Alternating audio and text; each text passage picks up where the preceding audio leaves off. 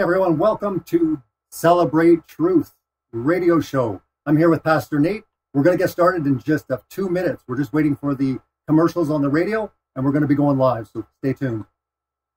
Share this link.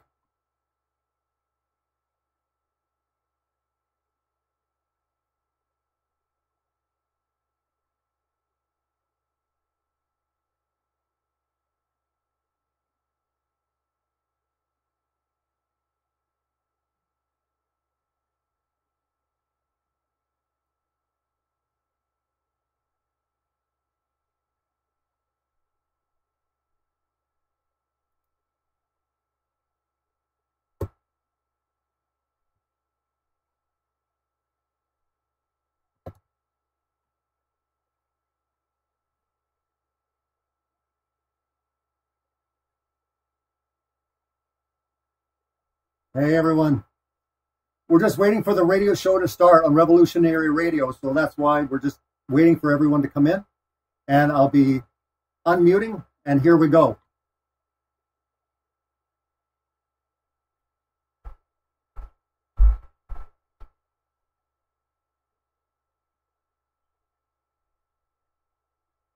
How's it going? Hey Tiffany, how's everyone doing this evening?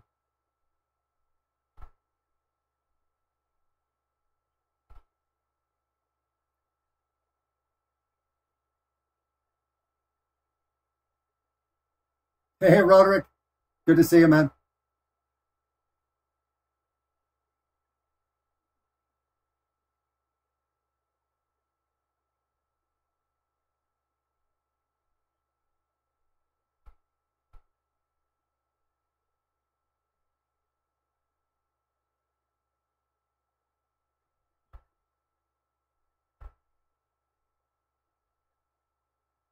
Hey, they lie about everything. Good to see you here.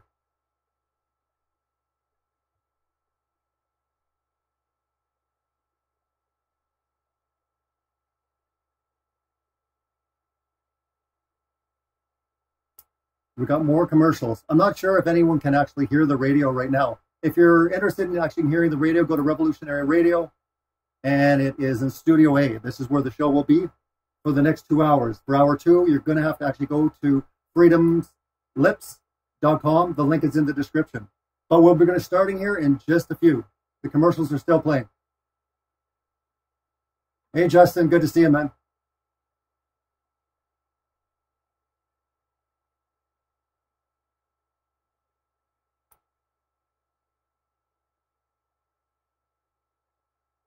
Here we go.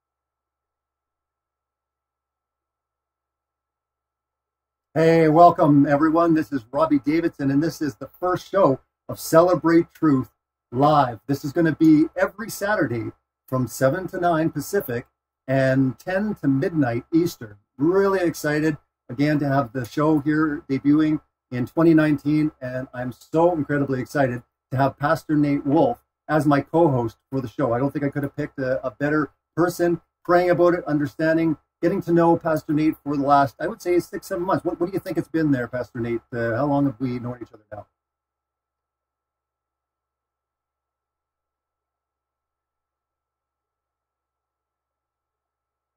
We're in the new year, and that's right. 2019 comes new things, and this is going to be really exciting.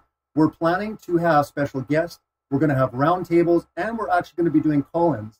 So we also, on the first hour on YouTube, Celebrate Truth, you can do a super chat, and we'll hopefully be able to get to your question. But if anything, it will appear at the box. If you can look on the left-hand side, you're going to see everything kind of arranged that way, where it says be featured here. Super chats are going to go there. So if you do have a question, we'll see if we can get to it. We will be doing call-ins as well through Revolution Radio. That will happen here in the next couple of weeks. Next week is my birthday. I will be doing the show from the mountains. My wife's taking me. We do this every year. We go to the mountains for skiing. and I'm really excited for that. But I'm definitely planning not to miss the show. I'm going to do it from the ski lodge if I have to. So I'm really excited about that. So we're actually going to get into it. We're going to hopefully be able to answer some of your questions. But I wanted for the listeners on Revolution Radio that are probably coming to the show, especially after the last show. I actually was tuning into the last show, and it was all about space. And they were getting through all the space discoveries in 2019 and all of this excitement. And we're really going to be breaking down a lot of the lies that we've seen in space agencies. We're going to be getting into scientism. We're going to be getting into a lot of different world's lies that we see happening everywhere continually, and getting into the spiritual deceptions. Now, you might be coming to this program and you're like, what's this about, Pastor? This is not your regularly Christian radio show. Let me just start that off, first of all. I said in the promos and on Facebook today, a couple of comments saying, look, this show is coming from people that literally got fired and kicked out of churches. So the truth that you're going to be actually hearing on this show is very controversial. It can get absolutely incredibly enticing when you start looking into it. But a lot of people don't want to actually look into the details that are going on, and we're going to be exposing the world's lies. That's what Celebrate Truth is all about. And especially with this radio show, we're going to be getting into all sorts of topics, even to do with the earth. That's right. Yes. You might have heard of flat earth. You might have heard all sorts of things. But anyways, hopefully we can kind of get that going and anything. So far we're saying in the chat, you cannot hear the audio. Is that right, Pastor Nate? Because I can hear you through the Skype, but okay. Okay, they can probably hear me, but we're going to have to figure out how to get you in here as far as your. We can do some mime, so they'll probably be able to hear on Revolution Radio because again, it's going through the audio there. But I did notice on the desktop audio there. Let's just see if we can kind of click this, and I'm going to see if we get properties. Let's see if we can. Hopefully we can get this. Let's try this here and see. Can you speak there now? Yep. Can you hear me, guys? They should be able to hear you now. I can actually see it. It's fine. The show must go on. Anyways, Roderick, let everyone, if anyone can hear it. Again, for Revolution Radio, they're probably going to be able to hear you fine. I didn't have the desktop audio on for the actual thing. Yeas, Nate audio. Great. Pastor Nate is good to go. So you know what? Now that his mic is ready, forget about me talking. I want Pastor Nate to talk about himself, really, because again, coming to this, I've been into, looking into these topics with my documentaries, writing my first book since the, early 2015. Pastor Nate is more recently getting involved in this, and I wanted him to kind of share his story for people that aren't aware about how he kind of came to this and really the cost of looking into the truths that we're going to be talking about in this radio show all year long.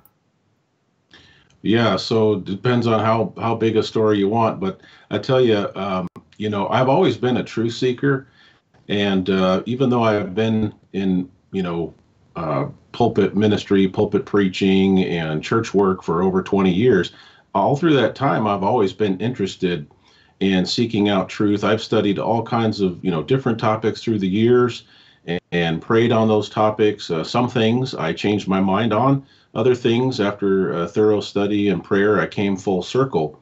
So I've always had that mindset that as a minister of the Word of God, that I needed to be open to double checking my own doctrine and, have a listening ear, try to be a Berean.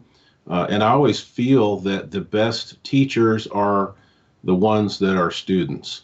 And so I figured if I could be a diligent student, then I would make the best teacher.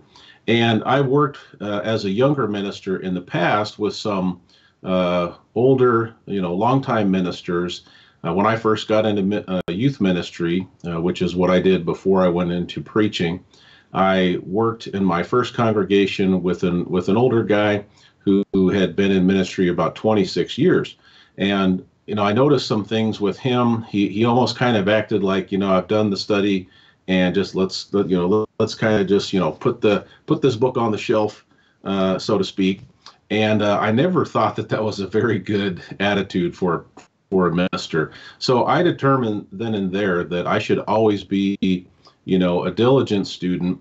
And so it was a surprise to me, the topic of flat earth, biblical cosmology, which started all of this new adventure, new life for me. That surprised me, but it wasn't surprising that, God would continue to put other truth topics on my heart.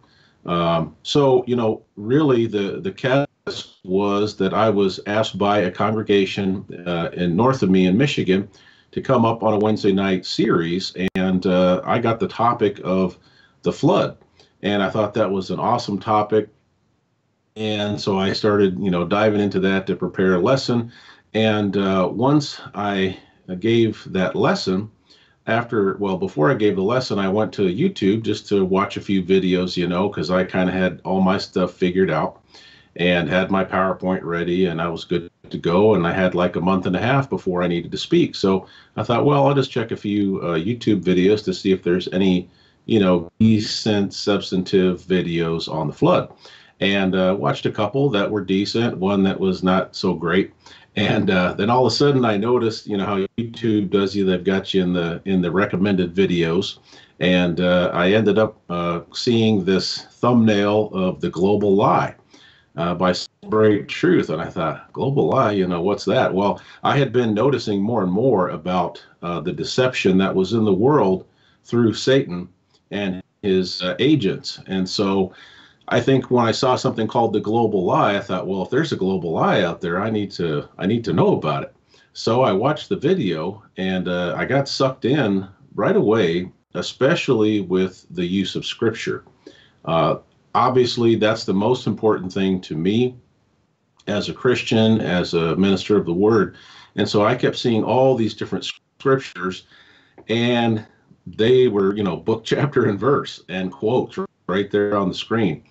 And so I thought, could this be a thing? It's not I don't think they're trolling. This looks like a legitimate deal. And it was very professionally done. And so I said, okay, these guys aren't joking around. This is a real deal. And so I started writing these scriptures down, and I thought, you know what? I need to at least check into this. And I finished that video. And of course, once you start clicking on those types of videos, then more recommendations show up. And finally, the phrase flat earth. Several videos showed up as flat earth. And so, down the rabbit hole, Nate Wolf went. And a few weeks later, my wife followed because she could see that I was, over there like the guy from Russell Crowe from The Beautiful Mind, on my laptop. And she could tell something was up. And she ended up coming along with me to check it out. And within a short while, she also was believing that there was something to this and that it was very biblical. So, that's kind of what started me really seeking and understanding about the true biblical creation. And that study continued fairly consistently. There was a few weeks, Robbie, where I was feeling overloaded and saturated, and I kind of had to be like, all right, I got to stop studying stuff for a week, just pray about it. Plus I was in full-time ministry, so I did, between that and my family, had a lot of duties. I was busy, but I kept coming back to it. I couldn't shake it. And so this was about a year and a half later, in July of 2018, my wife was listening to Mark Sargent, and he had advertised about the Take on the World Conference 18 in Vermilion, Ohio. And she says to me, man, Vermilion, Ohio is a little over an hour from our house. I said, really? Vermilion's a small town. I'm thinking, why would, a conference be out there? So she's like, we got to go, because we had not been to a single truth conference. And we signed up. We saw there was a lot of well-known speakers there, people that we had watched videos, yourself, Rob Skiba, others. And so we said, let's do this. So we went, and we were blown away with the conference and the information. And we both felt leading up to the conference that there was going to be something about this conference that was significant. I felt it in my gut, my spirit, my wife as well. But, we didn't know what that meant. So we prayed before the conference that if God was going to use this conference for something, that he would show us that would become clear to us. We just felt it would be more than just, we went to a conference. So after the conference ended, we were driving back in the dark. We had an hour and 15 minutes to get back to our house. It was late at night, and we actually had to cut out of the last Flat Earth and Bible panel. But we were driving home, and my wife says, well, what are we going to do with this information? Like, we were both blown away. So we said, well, we just need to pray about it. and we decided, look, let's just pray for about 40 days and just not take any action. I kind of felt like deep in my heart that with my ministry, preaching, and teaching background, that it would seem to be that maybe my skills could be used in that area, but we wanted to try to seek God's will. Thanks so much, Roderick, for the super chat. Really appreciate it. Go on there, Pastor. Yeah, thanks, Roddy. Awesome. So anyway, we decided to do that, and I was studying from Genesis chapter 1. I was studying out of Chad Taylor's book, Where Are We? Earth According to the Bible, every single day for about 3 weeks since the conference ended. And we were praying very fervently. We were praying like we'd never prayed before, and just asking, the Father to show us his will on this. Is this something you want us to somehow get involved in? Or is this, do you want me to, share this at our church? Because I felt like that was the logical progression was, okay, I'm a minister, I'm with the congregation. God is showing me this because he wants me to wake up the church to these truths. Mm-hmm. And so I was praying for an opportunity to share with my leadership. We had leadership meetings about once a month, and the next leadership meeting was going to come up the first Sunday in October. So I kind of figured just pray and study, prepare, and during that meeting, I'll broach the subject. Well, I didn't get the chance because around September 14th or 15th, I got a text message from one of my elders on a Friday morning at 8 a.m. that said, hey, Nate, all of the elders will be meeting with you at the building at 9 o'clock. And I was like, never good. What? Never a good call. No way, man. I mean, this wasn't my first rodeo, right? So I at this point, I'm a more seasoned minister. I've had over 20 years of experience. I work with different churches and leaderships. And so I thought, okay, at a minimum, there's some kind of major issue that they need to meet with me about. Maybe there's some misunderstanding or something, important that happened in the church and they need to bring me in. But in the back of my mind, I thought, gee, I hope I'm not getting fired, and I thought, well, I haven't done anything to warrant being fired. Well, so I didn't know this at the time, but there had been two people that found out about my wife and I being at this conference, Take On the World, and they had started gossiping about it and going to the elders and making some noise and talking to their friends who also made some noise to the elders. And they had planned to call this meeting to fire me. And I was not aware of this, but I figured, this is a drastic measure. So I asked, I called one of the elders and I said, what's this text message about? I said, what's the issue? Like, well, they wouldn't tell me. And I said, you got to be serious. Like, you're not going to tell me what this is. I said, well, here's the deal. Like, if you're not going to tell me why I'm going to meet with you, then I'm not going to come and meet with you. And so that kind of threw him for a loop. And he says, well, let me call you back. So he must have called the other elders back. And he calls me back about 10, 15 minutes later. And he says, all of the elders will be at the building at 9. It's up to you if you want to show up. Mm-hmm. And at that point, I pretty much figured I'm getting fired, like, I don't understand what's going on, but I'm clearly getting fired. So I called my wife, and she was actually driving to work, and she whipped a Yui and said, hey, I'm on the way. I'm 15 minutes away. I'll meet you in the parking lot.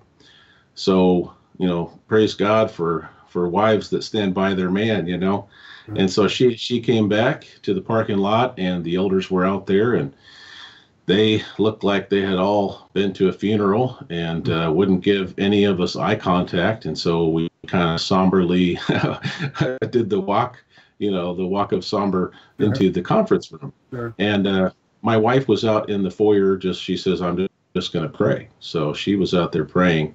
And the meeting started with a prayer. Well, I thought, okay, we're starting with the prayer. This is a good thing. Like, all of a sudden I thought, maybe I'm just overreacting here. Like, there's obviously some misunderstanding or, something that they're going to clarify with me. They're going to ask me some questions. And because I knew I had been a minister in good standing, didn't have any, problems, been there for almost 7.5 years at the time, was well liked by the vast majority of the congregation. And right after that prayer, it's almost like there was no prayer, because one elder in particular obviously was the chairman of this meeting, basically just started in on me like I was being interviewed, interrogated by the FBI. And he says, "It's come to our attention," which right away in my mind, I'm processing, I'm saying, okay, so someone's gossiped to you because nobody came to me about anything. And it's come to our attention that on August 24th through the 26th, you attended the Take on the World 18 conference in Vermilion, Ohio. And I just looked at him like, I said, yes, that's correct. What's the issue here? I'm not naive. I understood that the content there was, not mainstream. But, I went there on my vacation with my wife. We paid all of our own dime. We hadn't used any church money, and we hadn't advertised it. We hadn't even shared with our own kids where we were. We just told them we were going out of town on vacation for a few days. So, it was just odd that they would treat me like a criminal. And I said, "What's the problem?" And the elder says, "We can't have a minister with that kind of association." And I thought, wow, what kind of association? Like, Robbie, what you only met me at the table. I came asking about the, Scientism Exposed DVDs and was asking you about T-shirts. Like, we didn't have any collaboration or professional relationship. I didn't know any of the speakers. I didn't even know you were a pastor until the final day. You didn't come up and say, "Hey, I'm a pastor," and you just said, "Hey, I'm Nate. How you doing? I follow your work, and I'd like to pick up a couple DVDs." So you weren't even going around even telling people you were a pastor at the beginning. No, man. I was just like, I was just there for Nate, the Christian. I just wanted to test these things out, and I wanted to meet you and others in person, because I had only known you sort of, your work and things through online. And I thought, these are real people. Like, I want to meet these guys and gals. So anyway, I knew right away that someone had gossiped about us. And we had a gossip issue with one lady a week or two before. And so we kind of figured, we quickly deduced who this was. And she was always stalking the ministers on social media and stuff. So anyway, they basically rolled out this scroll on me saying, and it wasn't a contract. It wasn't, we agree to do this and you agree to do that. It was just like, we're in charge. We're firing you. And they said, we're going to give you some severance, and basically it's effective immediately, and you need to turn in all your stuff and clear out your office. And their expectation was that I wouldn't, they said, "We're treating this as a private matter, and our expectation is that, you won't say anything public about it." And I'm just sitting there thinking, you're firing me and you're dictating to me all of these things. Like, I have no choice in this. Like, I have no play here. And honestly, at that point, I was like, okay, I guess God wants me to speak truth no matter what. Like, I knew I was getting fired, and it was kind of traumatic, but at the same time, in the back of my mind, I'm thinking, I've prayed harder than I've, ever prayed in my life. So, either God doesn't exist or God is answering this prayer right now in this way. And so I tried to bring up discussion with them. Can we talk about this? Like, what was the specific thing? And all they told me was, well, we've seen the videos. That's like, oh, okay. So it's about as vague as you could possibly get. Yeah, it's unbelievable to me. It's unbelievable to me that, like, you weren't preaching on it, you weren't teaching on it, you weren't even telling anyone about it. You just went to a conference where it was being discussed, and you got fired over that. I mean, it's unbelievable to me that these topics will get a pastor fired for even looking into it. Yeah, that's a great point, because there are some, as you know, that have been fired because they were preaching and teaching it. I had never publicly taught or preached on the subject of biblical creation. I had been doing a class for several months. One was on the Nephilim and the giants and the angels, which, in my conservative church group, that was a little out there. It was, the Sethite theory was the predominant historical view. And, but I had been teaching that class for over 6 months, and everyone in the class was seeing that I was backing it up with scripture, and nobody said anything about concern about teaching. No elders ever came to me. So it's just so odd that it would be such an immediate knee-jerk reaction. And I really do believe that it was the gossip that started it. And since I know some of the gossip, it also involved the children, the 20 and 30 something year old children of these elders, I think there was an emotional component where some of their own family members were kind of freaking out, right? And I'm assuming, obviously, that a big portion of it was the flat earth, biblical cosmology element, but there was other elements there, as you know. Some people were teaching on Torah, some people were, discussing, satanic ritual abuse. There was one little deal on vaccinations. I mean, there was all kinds of different topics, but it was shocking to me that they wouldn't even ask me a question. Robbie, they never asked me, what do you believe about ABC? They could have easily asked me some specifics. And so they just used the website and some whatever videos they watched to formulate their opinion. And I was treated like a criminal, that was getting on the bus to prison, That was the other shocking part, because here I am, friends with these elders. And even the ones that I wasn't close with, we had at least a good working relationship. And things had been going well, so it wasn't like there was tons of strain. And they never once asked me a question for clarification. They just assumed everything that I believed. And they made the assumption that I was automatically going to teach it. So therefore, I was a danger. I was a threat. And I told them, they said also, after this elder says, we can't have a minister with that kind of association, they said, we can't let you in our pulpits today. That floored me. I said, what do you mean? I said, I've been in the pulpit for over 7 years. When have I taught something, knowingly false? When have I hijacked the pulpit for my own, soapbox? I said, guys, you know me. I mean, this is Nate you're talking to. You know me well. That's not my style. And if I ever taught on anything occasionally that could be potentially controversial, I always ran it by them and told them, here's how I'm going to address this. Here's, the points I'm going to make. So yeah, it was this weird situation, and I came out of the room and talked to my wife, and of course she probably could see the look on my face that, yeah, they fired him. So I just told the Sorry to interrupt, but how was it for your wife? Because I know, getting kicked out of 2 churches, it was really emotional for my wife. Yeah. And, women usually will take these things a little bit different, especially if they've grown to, look at that church as their church family. The first church that we got kicked out of, I mean, it was our church family. It was a very emotional deal. We had been going there for 5 years. We got very, we got very involved in the church. So, I'm just kind of curious, for your wife, was it an emotional ordeal as well? Yeah, I mean, she was at first she was angry, because they wouldn't even look at her in the parking lot.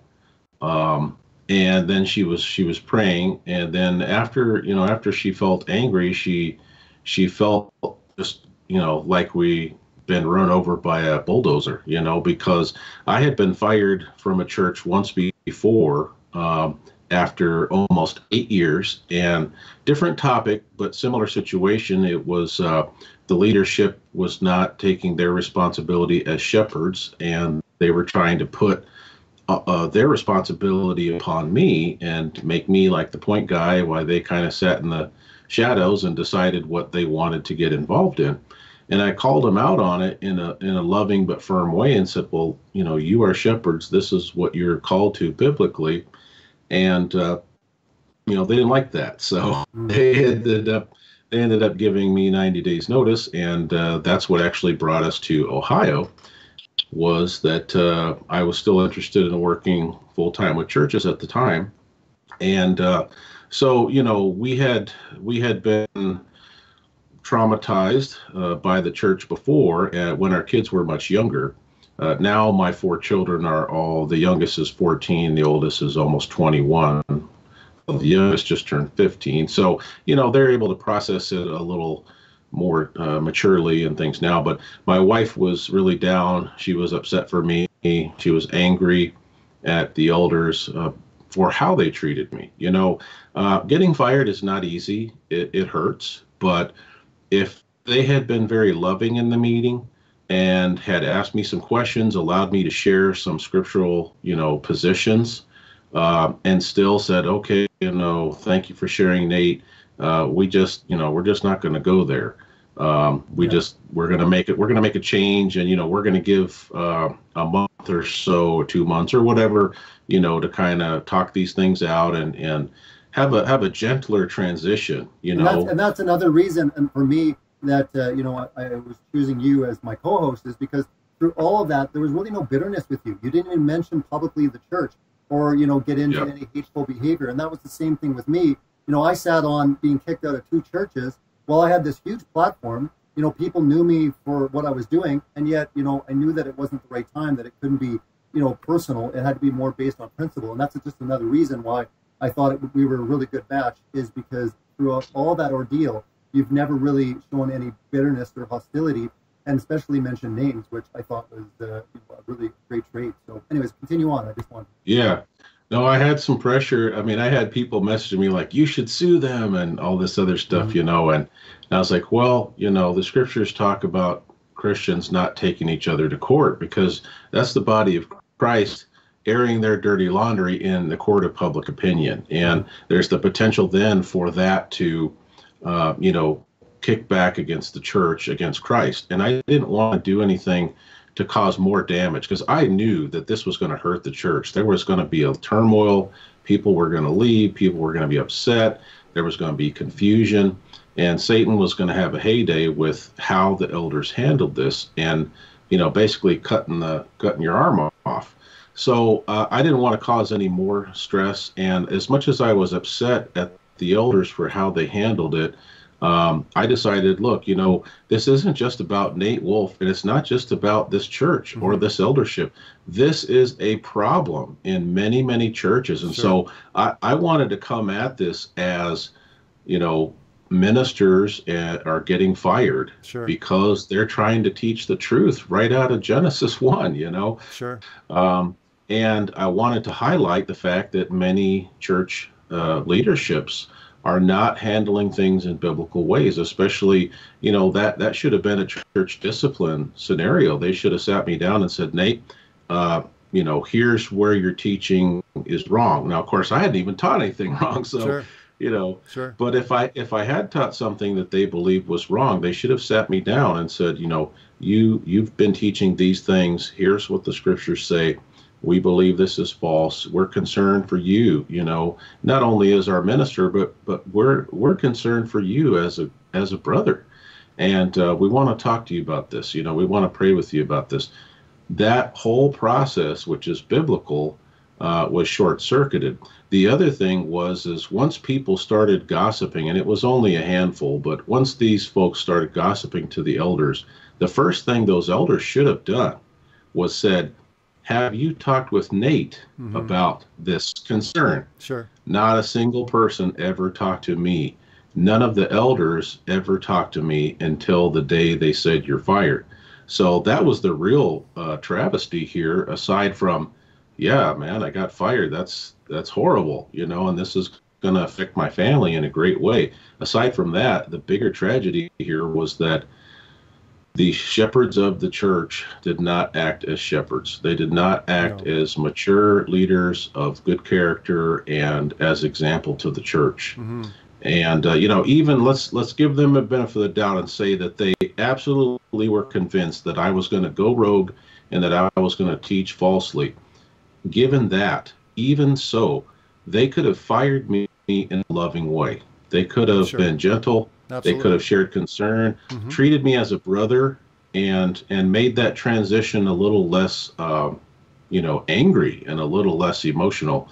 But they chose not to, and so that's on them. They're going to have to give an account to the chief shepherd one day. So I'm even praying for them that they'll repent of that and that they'll publicly apologize, at least for how Sure. they handled the situation. Now, you and I both know the chances of that are pretty slim, but, all things are possible with God. If hearts change, Sure. the circumstances could change. So I'm leaving that open as a possibility. Yeah, and I'm really, keeping it in prayer as well, because even having a few meetups here in the city, I've actually been in contact with a few long-term members of the second church that I was kicked out of. So there is work being done kind of behind the scenes, and it would be remarkable. And again, I know that some people say, oh, that's never going to happen.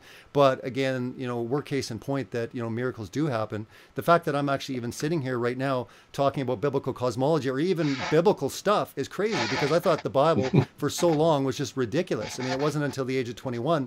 But for me, I mean, I was a hardcore, into scientism, ridiculing, laughing at the Bible. And even these topics that we're going to be talking about, throughout this year and moving forward, we're going to be getting into all these kind of topics that are, more controversial, things that, the majority of churches maybe just don't want to touch, or they're too scared to. But the beautiful thing is that we come at it with an approach that's loving. And regardless what goes on, people are so quick to put down the church. And for me, I'm one to defend the church. Sure, there's no perfect church. There's many problems, but we need to actually pray for these churches. We need to pray for these people. And, to affect change, we need to, rather than coming out sometimes, we need to affect change from within. So I'm really excited, 3 times the charm, the third church now that we're going to. I mean, it's wonderful. I mean, my pastor and his family are coming over to my documentary premieres. They came to the Flat Earth conference I put on in Canada. And it was great to be able to put on the Flat Earth International Conference in Denver. And we'll talk a little bit more about conferences, because you and I are going to be actually attending quite a few conferences coming up, which is really exciting. But, I want you just to continue on a little bit more, kind of concluding your story. And, for people that are listening, remember, if you are on YouTube, for the second hour, you need to go to Revolution Radio. The domain is freedomslips.com. You'll see it in the description. And keep in mind that Revolution Radio is the #1 listener-supported radio, and they really do need your support. It's really awesome. You get all the archives. You get all these different bonuses. And even if you're going to support them, it'd be wonderful, because out of 90, I think 94 hosts on 2 studios, Studio A and B, I think there's about 6 or 4 biblically based shows. So it's a wonderful, amazing ministry opportunity, and we just want to keep supporting them. So I just wanted to mention that. Continue on, Pastor Nate, kind of concluding on your story, because I think it's really fascinating on how, you get fired from your church, I get kicked out of churches, and then we're brought together to do the show. Yeah, I mean, I really do. There's no question in my mind, Robbie, that this was God's doing as far as his providence working through. I had to come to grips very quickly with God answered my prayer. He didn't answer it the way that I was hoping it would be answered, but he absolutely answered my prayer. I know that he cut me loose so I would have 100% freedom to work for him and what I felt was his will, and being able to share truth, whatever I wanted to share. And I guess at that point, after being fired twice for trying to stand up for truth, I was like, you know what? I don't have any more fear. It's not that I don't care, but I was fed up. Like, you know what? I'm just doing this. And I had reached out to a couple people. Rick Hummer was one, Chris Bailey. And Rick was like, dude, he's like, you don't understand how big this is. Like, this is huge. And I'm like, what are you talking about? He's like, many ministers, and other people who attend churches, well, many ministers have been fired. Many people have been kicked out of churches for this issue, this topic. But most of them that reach out, for support, they basically crawl back under a rock. They're just afraid, they don't want to share it publicly. And logically, probably because their mindset is, I'm looking for another ministry job, because that's how you're going to provide for your family. Sure. My ministry, salary provided about half of the income for my family of 6. So it was very important for the church to take care of my basic needs so that I could be freed up to focus 100% on the work of the kingdom and the gospel. And, so anyway, Rick was like, I'm telling everybody I know about this. So he told me, he's like, I'm calling Robbie Davidson, I'm calling Rob Skiba, and at the time I'm thinking, why would, I wasn't getting it at the very first day I was fired. I was still kind of in like la la land, like shell shock. Yeah. And then all of a sudden, when you called and you were saying the same things. You're like, Nate, man, you don't understand. This is huge, because you got fired for simply going to a conference. You didn't even teach on this stuff.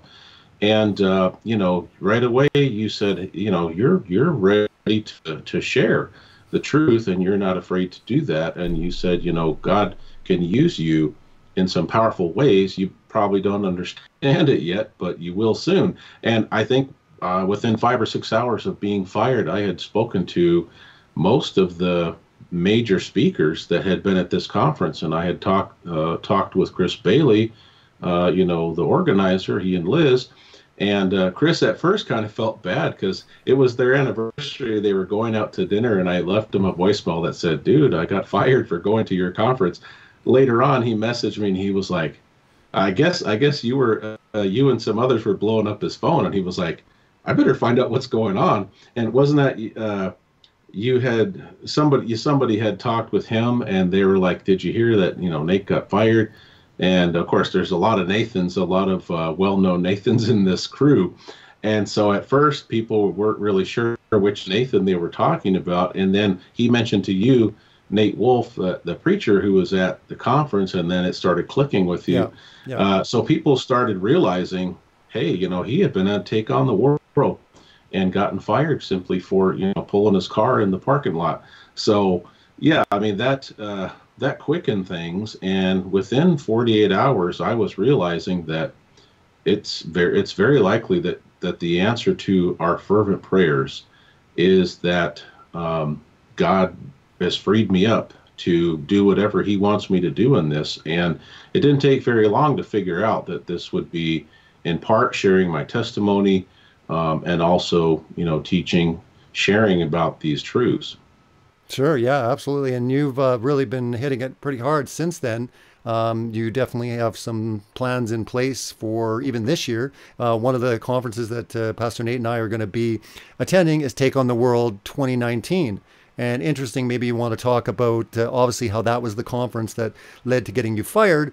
And then you're, obviously planning to get back there in a different capacity. It's interesting how in a year's time, how so much can change, and so much does change when we're talking about these topics. And for people that aren't familiar with the topic we're talking about, primarily is flat Earth. That's right. And I believe that we're the first flat Earth show on Revolution Radio. So I'm sure people that are tuning in, they're like, what, did they just say flat Earth? Understand that we're going to be talking about it from a biblical standpoint, but there's many, many great resources out there that come to it from a scientific standpoint, even from a connecting dots standpoint. So again, it's not just a religious topic, although Pastor Nate and I are going to be addressing a lot to do with the lies of the world through the Bible and getting into this deception. And quite honestly, most people laugh at it, including, me and even Pastor Nate. We thought this topic was ridiculous. Are you kidding me? What, flat Earth? And 2019, it's 2019. And here is a radio show, a 2-hour radio show. And primarily we're going to be talking about the Earth, and we get into the sun, moon, and stars and all these things. I find it incredibly just wild, the fact that, I've been at this almost now 4 years.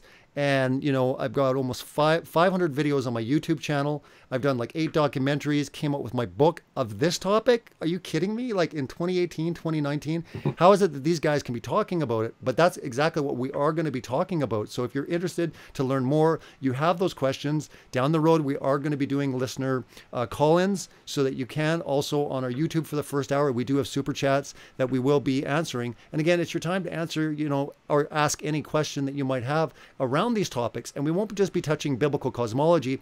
We're going to be getting into a lot of other areas. Pastor Nate at the very beginning was talking about different topics, getting into the Nephilim, getting into vaccinations, getting into all these different areas, GMOs.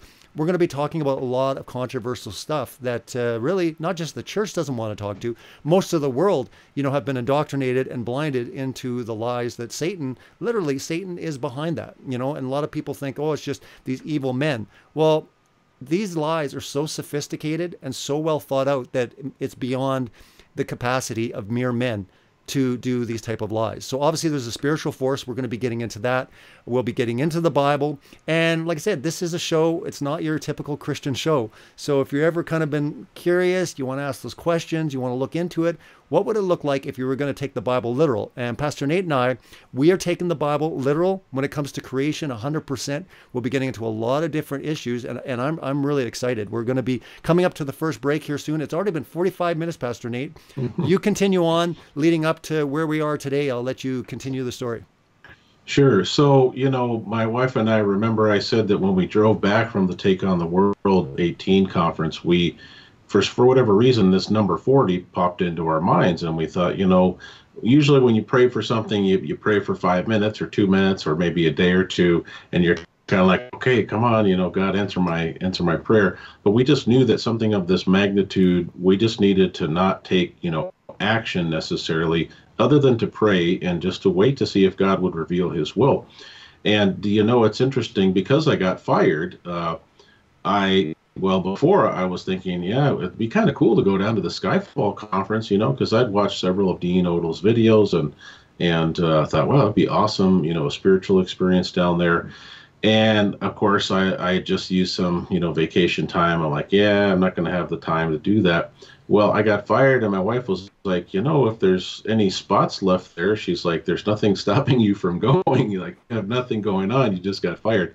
So I talked to Dean, and he said, he says, we have a few tickets left. Some people had to cancel last minute, and he invited me to come down and share, a brief portion of my testimony there during their testimony time one afternoon.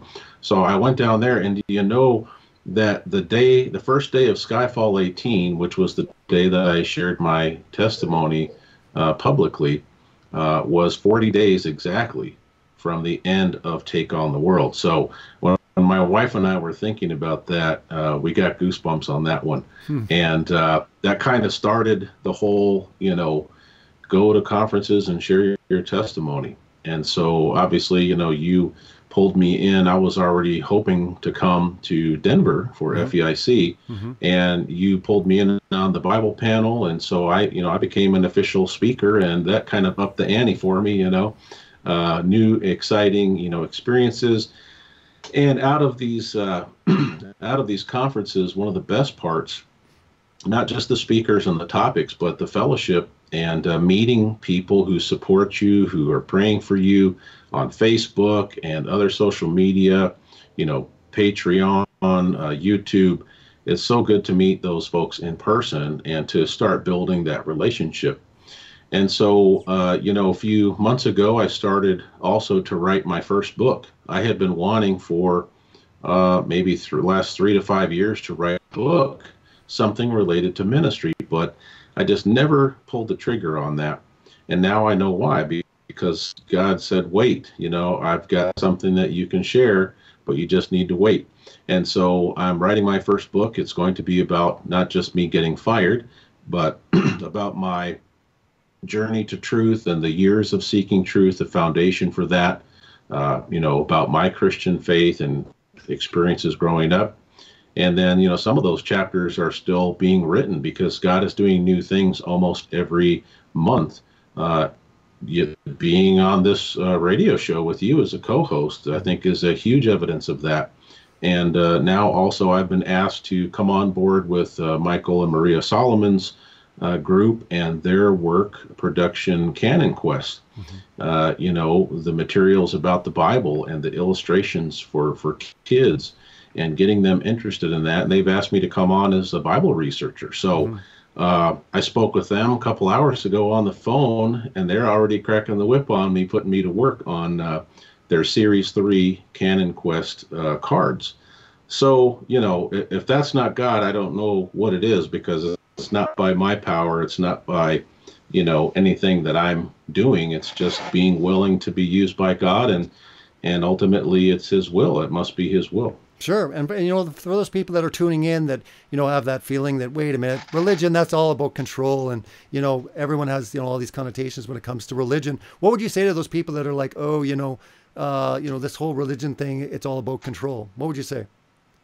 Yeah, I mean, there's certainly, just like the argument, well, people are hypocrites. Well, yeah, there are some hypocrites. There's some hypocrites in the church because some people, because people in the church are human.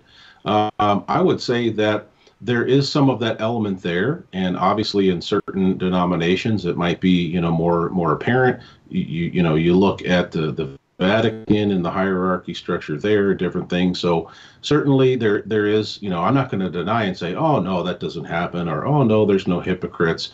But I can tell you, even in the church that fired me, and even with a 5-man leadership that was AWOL during, and acting badly during this firing process, I can tell you that the majority of the people in the church are good Christian people. They're normal people. They recognize that they're sinners saved by grace, and they're doing work for the Lord. And even the leadership that fired me, for the better part of the 7 years that I was with them, most of that was good. So we have to make sure that we don't use the faults of others to erase our own responsibility, because as you know, the Bible says that we will all stand before the judgment seat of Christ, and so we all have a responsibility to work out our own salvation with fear and trembling, to come before the Lord with reverence. So some people are looking for an excuse, but other people, they do have some valid concerns. They've experienced some things that are frustrating. But I would say that, what are you doing to be part of the solution? That's a question that's not often asked. Yeah, I think it's a great question to ask, because a lot of people just like to, throw mud and say this is awful and we need to stay away from it. But also it's like, what are you doing, when it comes to the solution? So I think in the second hour, we're going to get into it a lot more, because I know a lot of people are going to be tuning in on Revolution Radio in Studio A and going, what's this all about? Oh, it's the Bible and these are Christians and we got a pastor on. And sometimes, people have, they're apprehensive when they first hear about it. Understand that myself, I thought the Bible was a joke until the age of 21. And I was one of the biggest critics. So again, we're going to come at it, differently, but also be able to address, those tough questions as well. I think that's really important, because a lot of people just, stopping by and going, well, wait a minute, I used to go to church, or what about this, or what about that in the Bible? So we're not just going to be getting into, exposing the world's lies. We will be addressing really important parts, that people have questions when it comes to the Bible, because again, I know that a lot of people, including myself at the beginning, very, very skeptical when it comes to how do I trust this book? How do I even trust this man named Jesus? I mean, it even gets more crucial when we're talking about this man that literally claimed he was the way, the truth, and the life. No one comes to the Father except through him. This was his claims. So it's really important to address who this Jesus is. What is the Bible? How was it put together? Because again, you and I wouldn't be here today if it wasn't for the Bible, if it wasn't for Jesus. And I think that's the important thing that we need to stress, to all the listeners and everyone watching, not just, this controversial truths that we're going to be talking about and getting into. So thank you very much, Wake Up, for the super chat. Really appreciate it. Wake Up is awesome. Also a sponsor. He's got a awesome YouTube channel. Look in the description and you will see his links in there as well. The Flat Earth channel is another one that has actually signed up as a Patreon sponsor, and really, really great website. So we'll be talking about the sponsors more. We'll be getting into more links in the second hour. Maybe just really quickly, if you want to share your links, because I know that it's been kind of tough losing your job, and anything helps, where prayerfully, financially. But I know that you have a Patreon set up. Maybe you can talk about that really quickly. Yeah, my Patreon is www.patreon.com/Nate Wolf. And I really would appreciate you, prayerfully considering that. I also have a PayPal for those that don't want to do monthly support, but occasionally can help out. It's www.paypal.me/Nate Wolf. And my new email is nate@firedfortruth.org, nate@firedfortruth.org. I have a snail mail option if that's something you prefer. And, these are all ways that people contacted me and said, hey, if I wish that you would set up a Patreon, I want to support you. I wish that you would send me a PayPal link. I wish that you would start a PO box so I can send some support. Yeah, that's awesome. And so you have to make sure that we kind of, keep supporting Pastor Nate and his family. Obviously, in the next few months, it's going to get a little bit tight. Obviously, with losing his job going on, I think the third month now, and it really helps. So, pray about it. Obviously, when it comes to the links with Celebrate Truth, I have a Patreon as well at Celebrate Truth. You can check anything, all my videos at youtube.com/celebratetruth. But we're going to be going into the second hour, so we've got to cut this one short. Anyone that's listening on YouTube, for the second hour, it will only be streaming in Studio A at Revolution Radio. And you go to freedomslips.com. The link is in the description. We're going to be going to the break here right away, so I just wanted to wrap that up. Sorry to cut you off, Pastor Nate, but like I said, I want to make sure that we get all this stuff in and make sure that you try to support Revolution Radio, as they are the #1 listener supported, and it only happens because of you. So we really appreciate your support. We've got a really awesome year planned on the show. Like I mentioned, we're going to be doing roundtables, special guests. We're going to be doing call-ins from the listeners, and that will be set up here in the next few weeks. But for now, if you do have a question in the super chat on YouTube, you can do it that way. But again, the first hour will only be streamed on YouTube. The second hour, you need to go to Revolution Radio. It's in Studio A. I don't know if all the links and the pictures and even the description for the show is up, but just know that the times are 7 to 9 every Saturday Pacific, or 10 to midnight Eastern Standard Time. So it will be every Saturday. It'll be me and Pastor Nate will be hitting the topics hard. We'll be getting into biblical cosmology. And in the second hour, we're going to get into a lot more. So we'll see when the music hits here, but I'm not sure. But we're going to wrap this up. Yeah. And we're going to keep everything going on. So if you want to stay tuned, like I said, go over to freedomslips.com. That's Revolution Radio. Here comes the music here. So guys, take care. We'll see you over at Revolution Radio. It's been an awesome first hour. Get ready for hour 2. Take care. Blessings.